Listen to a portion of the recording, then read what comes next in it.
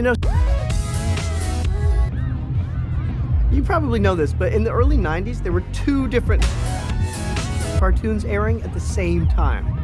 One was dark and dramatic, the other was a hilarious comedy about and the same guy played I'm Serial Designation N. And hoo-ha in both shows. Isn't that wild? The same guy playing 2 different versions of the same guy? Well, maybe you didn't watch cartoons, or you're not into...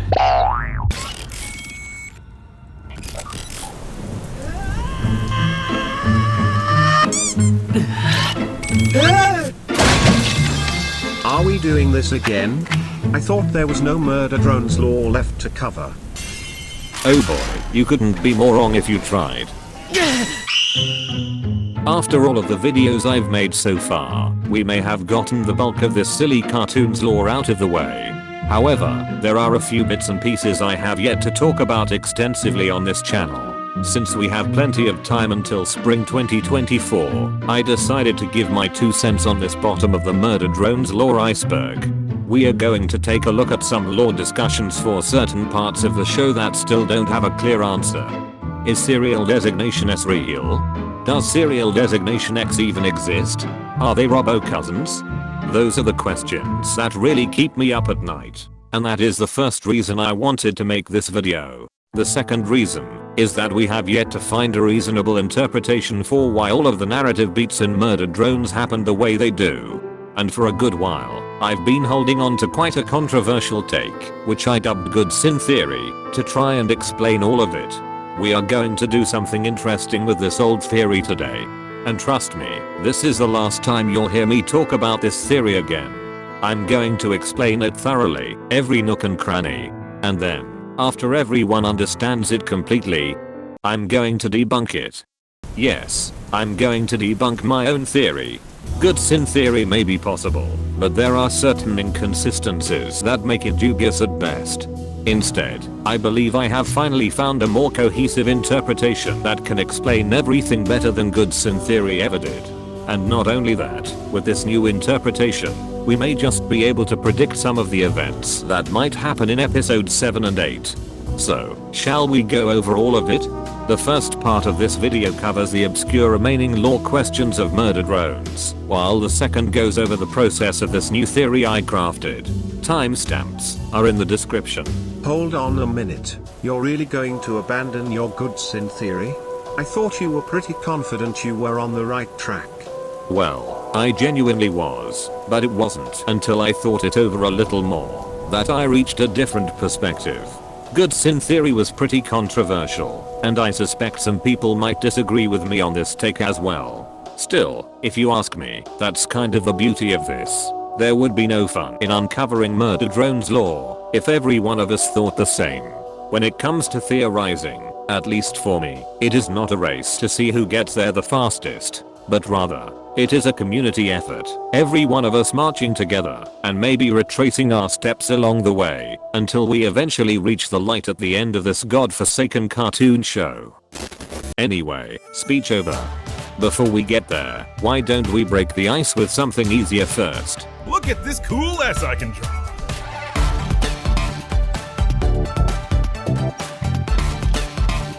Let's lay down the evidence first. In episode 4, Uzi finds this document near the cabin fever labs informing of a drone marked for this assembly. If we take in a closer look, we can see the following product number, or PM, and the following serial number, or SM.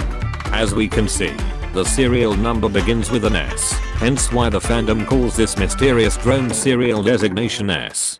There are many crackpot hypotheses as to who this mysterious drone may be, and all of them have to do with the fact that the product number seemingly begins with Tessa's abbreviation. The most common interpretation is that Tessa created Serial Designation S, and that this could be a good drone to help out the main cast against the absolute solver in the season finale.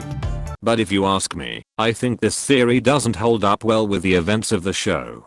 If Serial Designation S was such a pivotal character, I believe we should have seen them already by the ending scene of episode 3. And even if Serial Designation S has been in Copper 9 long before Tessa's arrival, I don't particularly see Tessa withholding information to N and V about this character. If this drone was so important, she would have mentioned them first thing in episode 6. Because there are no references to this drone whatsoever in the episode, this hypothesis is already kind of shaky. So, who is this mysterious character? Well, first off, this drone was marked for this assembly. Chances are that if this drone exists, it's likely dead by now. But in any case, if you've been in this channel for long, you already know that I believe Serial Designation S to be the Sentinel drones we saw in episode 6. This document was found in this particular hole on the ground, where we can see a Sentinel drone drawing. Not to mention, there are claw markings on the documents, which are the same claw markings we see throughout episode 6. And lastly, we have this metallic claw here. Someone could mistake this claw as a disassembly drone's claw, but in reality, this claw lines up much better with the shape of a Sentinel's instead. Still, if none of this evidence convinces you, how about we take a look at what the product number and the serial number could really mean? So, to make an analogy with the real world, every species in planet Earth have many ways to be identified. Humans, for example, have the Homo genus. However, because there are many different types of humans, in order to differentiate them, they use the species name. And lastly, they have the common name they would like to be addressed by. I suspect this same hierarchy happens for drones as well. The serial numbers act as our common name. For instance, J. If we have a clone of this drone, then the serial number would change to reflect this. On the other hand, the product number would act as our genus and species name. For this assembly drones, we have the following product number, which we can read from any of their armbands throughout the show. For worker drones, Cyn's armband in episode 5 allows us to see that she has a different product number altogether. So, from here, we can see that worker drones and this assembly drones share the same Cyn structure, whatever that may be, but because their purpose is ultimately different altogether, their product number is also different. What about Serial Designation S? They have a completely different product number, which conveys that they must be a different type of drone.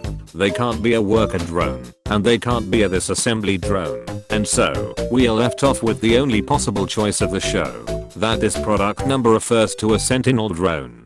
So yeah, in my view, it seems kind of set in stone. Perhaps this simple answer might not satisfy the crazy expectations of the fandom, but I think it's the more sensible.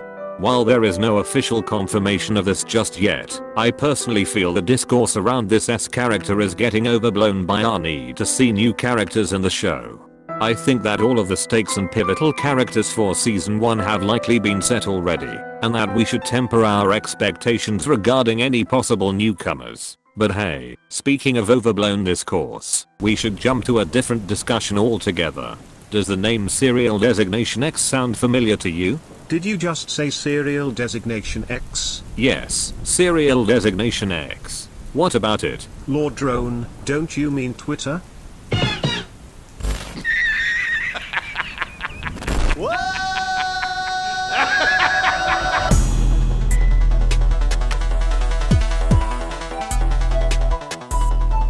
Perhaps most of you have never heard of Serial Designation X, so allow me to lay down the evidence first again. Throughout the show, there have been many drawings of a mysterious drone with X eyes, hence the placeholder name Serial Designation X. Their very first appearance was by the ending of episode 2, though it appears more prominently in the same cabin where the Serial Designation S document was found. As you can see, aside from their characteristic X eyes, this drone also sports some sort of bow. Who could this mysterious drone be? Well, I'm going to be honest here. I think we shouldn't speculate much over these drawings. Sure, they may be visions by the Cabin Fever Labs test subjects, but while some of them may hold some sort of significance, like the black hole drawings foreshadowing the eventual singularity, some others may simply be inconsequential. But okay, I'll take the bait. On the off chance this character does really exist, who could it be? Like I said before, I don't think we will get any new pivotal characters at this stage of season 1. If Serial Designation X were to be a new character, they could mostly be cannon fodder, much like Alison Poe. Hello, hi, I'm so happy to see you. Perhaps they could be a solver-powered drone controlled by the Absolute Solver that could come into play in the final battle. In any case though, we should also take a look at existing characters in the show as well. Throughout season 1, there have been 4 instances of drones sporting X eyes. Of these 4 different characters, Cincinnati here is the most likely to be Serial Designation X. She does have bows in her hair after all, and additionally, notice how we don't really know her serial designation number as of yet. Not to mention, this episode 6 promotional poster does feature a mysterious drone with X eyes, which is very likely to be Cyn. Still, this feels like very little evidence to justify such a major leap just yet. I genuinely lean more on the side that this mysterious character doesn't exist, nor that they will appear in episode 7 for that matter. But hey, I could be proven wrong. We will have to wait and see. Right then, before we debunk my own theory, allow me to go on a very quick tangent about Nori. I really could use your help on this one.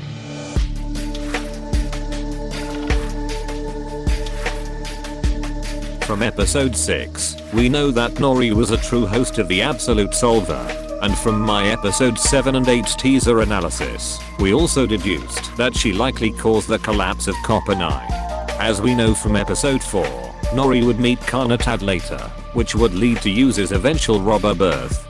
The problem is that there is evidence in Nori's closet to suggest she became free from Solver possession, at least for a while, before she started having visions inside the hive mind once again. With that in mind, here's my question then. Barring any possible external influence, how can worker drones break out from possession? The show hasn't really delved on this important piece of lore just yet, so it's possible we will likely get our answers soon. For now, I have 2 explanations for how a worker drone might break out. The first way is because the parasite and host link is not yet complete, which causes the host to pass out. The second way, apparently, is through strong emotional connections. You a bad mamma jamma. Yes, there's nothing stronger than the power of friendship. In fact, take a look at Solver V's visor. Throughout episode 5, Solver V's visor has remained yellow, signifying the Absolute Solver's hold on her. It is only after this scene that Solver V momentarily comes back to her senses with a white visor. Still, this friendship stuff seems kind of flimsy. Surely there has to be more to this, but at the moment, that is all we have. Right then, that's the easy part out of the way. Now, for the real head scratcher. Let's watch me ridicule myself. Good Cyn Theory. I once came up with this neat little idea to explain Cyn's current allegiance in the show after episode 6. Oddly enough though, this theory covers many parts of the show. So much so, that it seeps into other theories I've made on this channel, most specifically, on the concrete origins of the disassembly drones. So, how about we cover it, from top to bottom, before debunking it all together. This theory focuses on 2 main premises. 1, that the motivations of Cyn and the Absolute Solver are not one and the same. And 2, that Cyn freed herself from possession, creating this assembly drones for JC Jensen to fight off the Absolute Solver. Under this interpretation, not every single memory in the episode 5 flashback is true.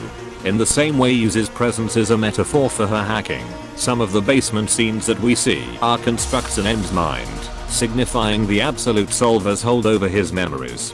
These constructs extend to other parts of the episode as well, which makes certain scenes questionable, such as the existence of this assembly drone prototypes in the basement, Solver V being a thing, or the possession of Jay during the gala. Throughout the episode 5 flashback, the Absolute Solver spreads from Cyn to other drones around the library, which gets clogged with Solver corruption. The Absolute Solver would possess these drones by tampering with their OS string, which would cause them to remain in standby with an error 606 message waiting for the Absolute Solver signal.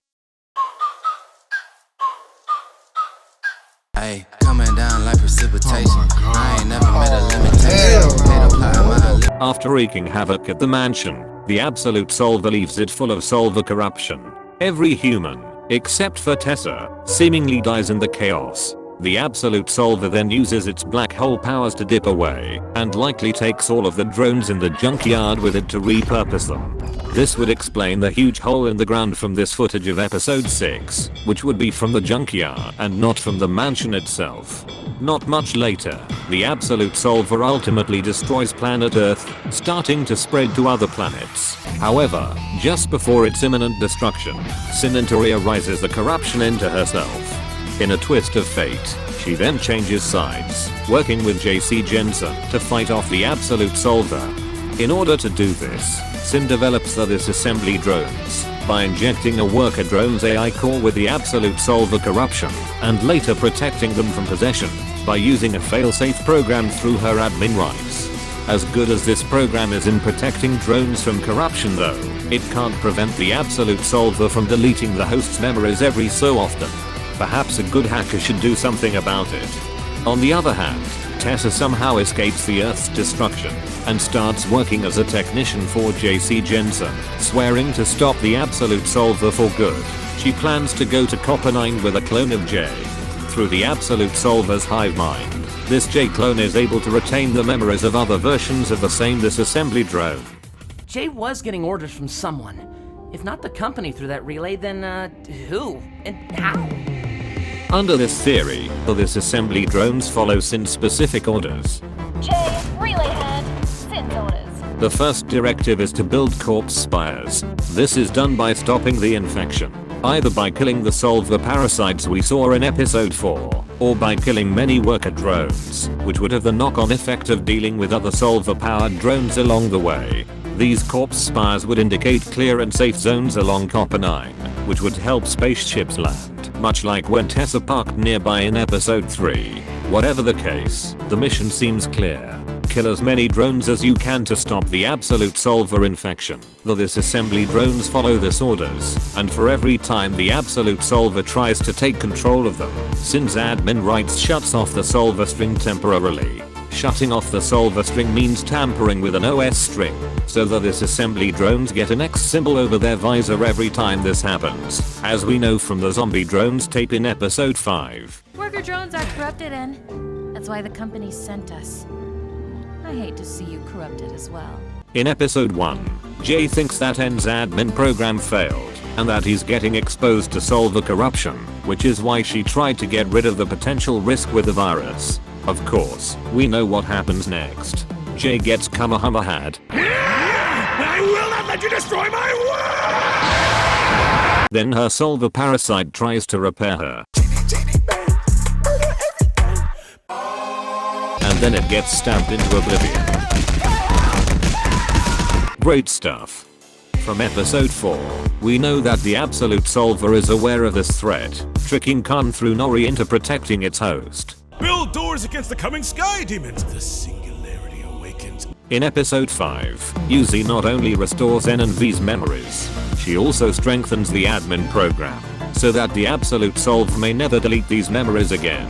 And finally, the whole cast reconvenes in episode 6. Not too much to go off, but if Cyn wants these labs, we burn them down. Whatever it is down there, it is of interest to Cyn.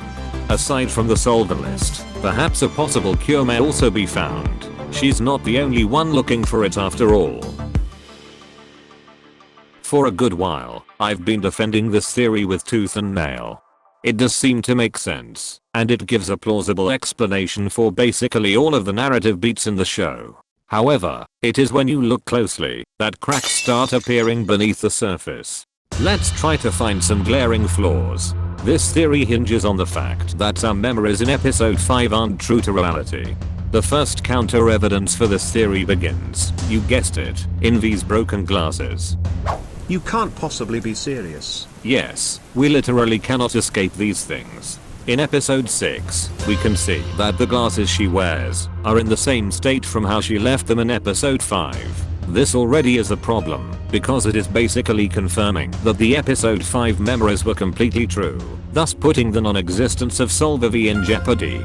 Of course, the glasses in episode 6 could have been broken in some other way, which could justify Solver V not existing, but still, this is merely speculation for past events, and you see, that's precisely the main problem for this theory, as neatly as it explains the events of the show. And as much as it provides a two-sides confrontation for the ending, it ultimately hinges on unconfirmed past events. In other words, there is very little evidence to demonstrate that Cyn freed herself from possession, Aside from a few lines in episode 6 that can easily be interpreted in some other way, there are also some contentious lines from V that question this theory. New body, same horrors. Huh, Cyn?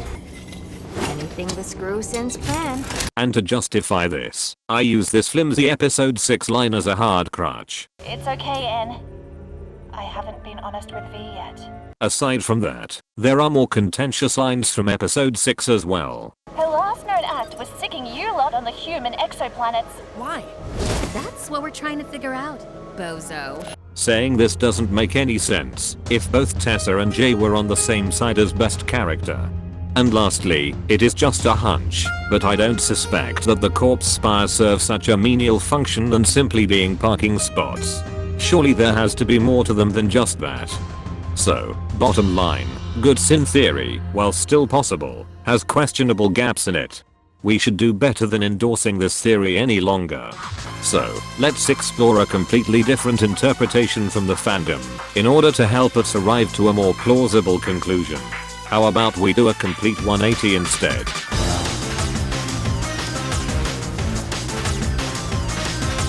This alternate interpretation focuses on two main points as well.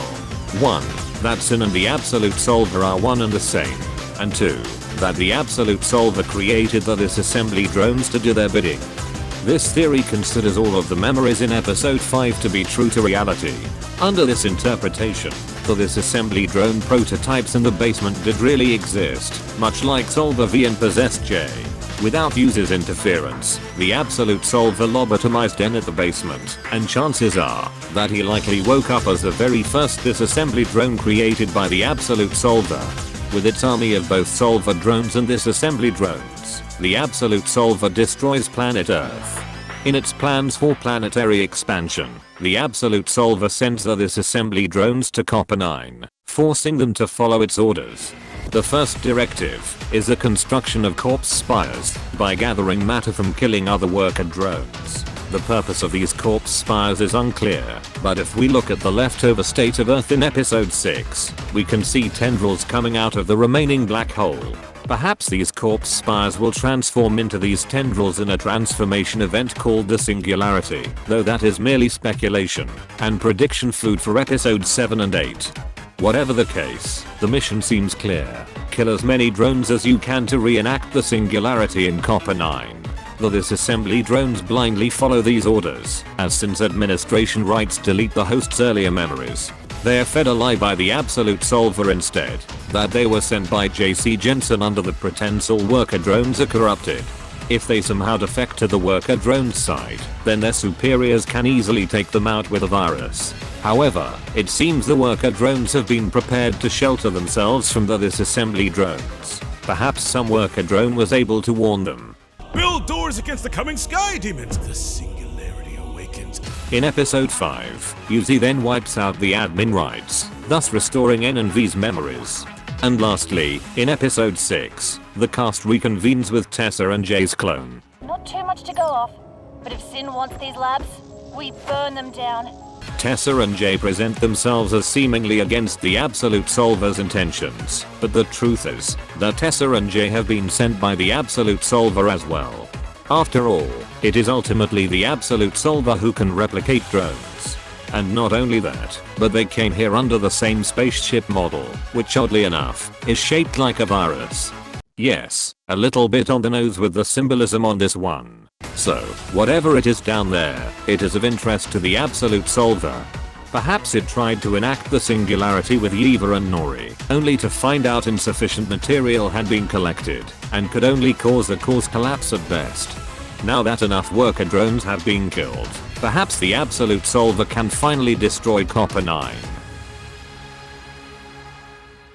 I will give credit where it's due. This alternate theory reinterprets some dialogue lines in episode 6, so that they admittedly make more sense than in Good Cyn Theory. New body, same horrors. Huh, Cyn? Anything to screw Cyn's plan. Additionally, it gives a plausible interpretation for the purpose of the corpse spires. Just at a glance, this interpretation also seems to make sense. But then again, if you take in a closer look, there are plenty of holes as well. Allow me to explain myself, using episode 3 as an example. In episode 3, we learned that the Absolute Solver doesn't allow Solver hosts to use their own powers against its own. With this piece of evidence, I think we can all agree that the Absolute Solver doesn't really want to hurt itself by any means. Here's the thing though, in the same episode 3, we learned that a Solver host killed Eva, which is also a Solver host. The same applies to Nori, who was killed by a disassembly drone. And that's the biggest offender for this theory. Throughout this show, there have been several instances where Solver hosts are fighting another Solver hosts. Heck, by making their directive to kill worker drones, the Absolute Solver is risking the disassembly drones killing other Solver hosts by mistake. I can personally concede on the disassembly drones being created by the Absolute Solver, but I don't think the Absolute Solver has full control of them. If it really did, then all of the scenes thereafter make no sense at all. Why would the Absolute Solver kill its own forces, thus reducing its own chances of conquering the planet? This leads me to another point. If the Absolute Solver did create the disassembly drones, why do they have free will? Why not simply control them altogether? These disassembly drones are supposed to be an upgrade from the original Solver drones, and yet, they seem flawed in comparison.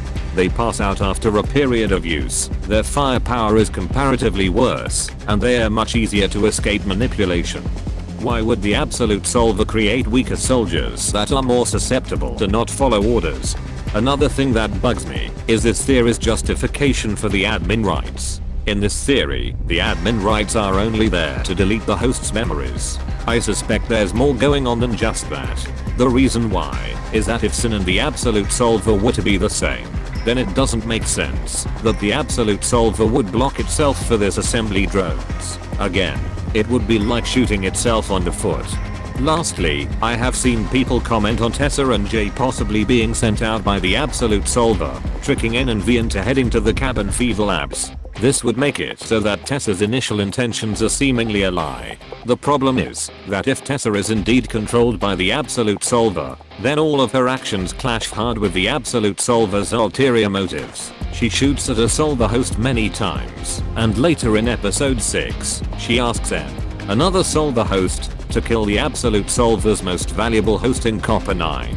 This all seems like the Absolute Solver would be playing 4D chess here. It would trick N and V into killing all drones, including other possible Solver hosts, and later, it would trick them again into opening a path to the cabin fever labs. But what really grinds my gears for this theory is that it effectively gets rid of all the stakes for the season finale. Think about this for a second.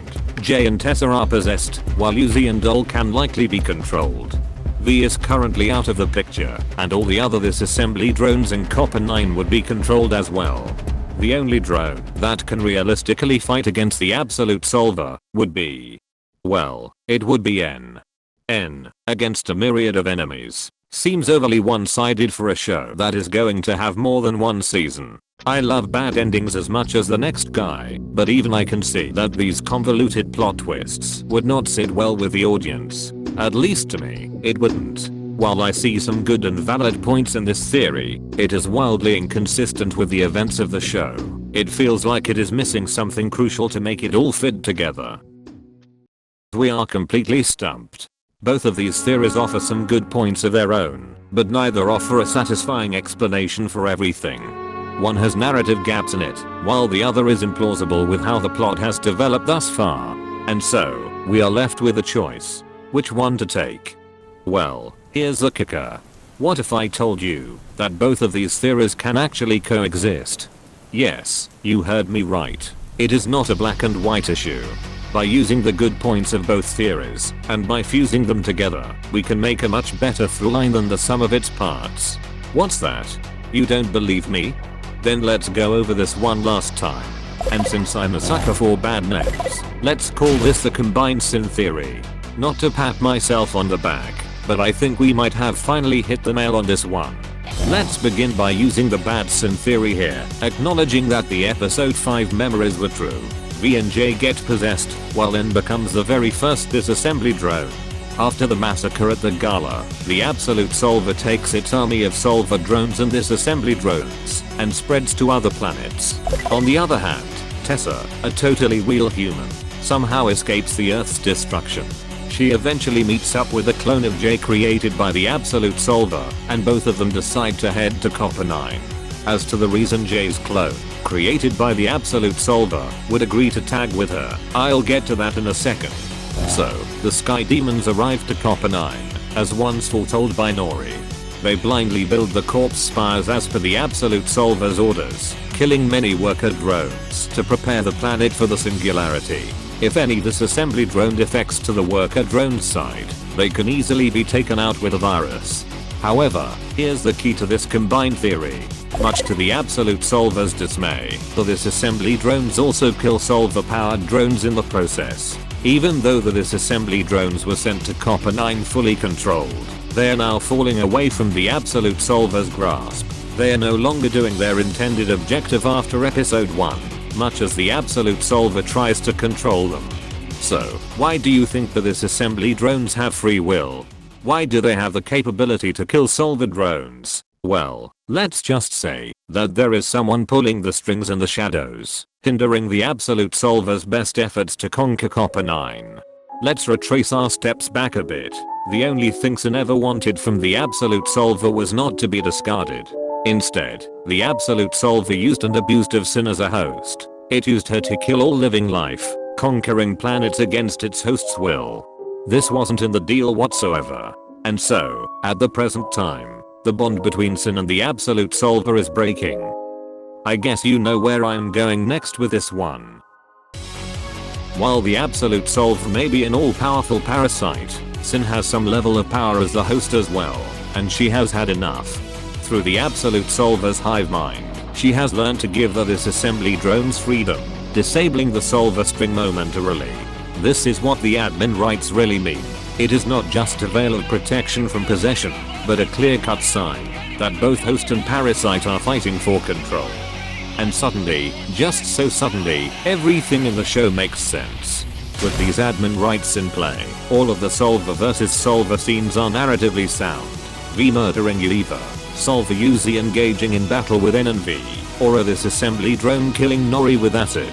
All of these battles are symbolic as well.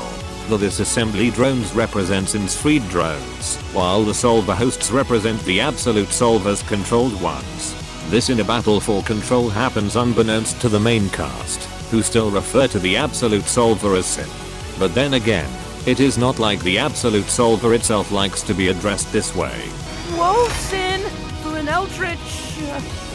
monster thing? The Solver of the Absolute Fabric. However, after Uzi innocently replaced Cyn as the admin in episode 5, the whole stage has changed.